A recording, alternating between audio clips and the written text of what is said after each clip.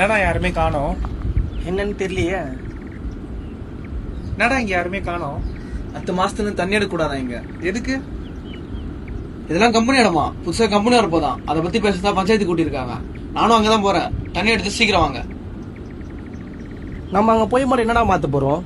நம்ம பாரம்பரியமா வளர்த்த காட்டாயிடுச்சு, இவ்வளோ கம்பெனி வந்துச்சு. இந்த கம்பெனி இங்க வரதான் போகுது. நம்ம வாழ்க்கை எப்படியே போயிடுமாடா? என்ன பண்றது? நம்ம பாட்ட முப்பாட்ட வேலைக்காரங்கிட்ட போறான்னா நமக்குள்ளவே போராடணும். நம்ம தலைமுறை காத்துக்கும் தண்ணிக்கும் போராட்டம்டா. இந்த உலகத்தை வளர்ச்சி ஆக்குறன்னு கொஞ்சம் கொஞ்சமா அழுக்கிறதுக்கு பதிலா உலகமே தன்னால அழிஞ்சிட்டா நல்லா இருக்குண்டா.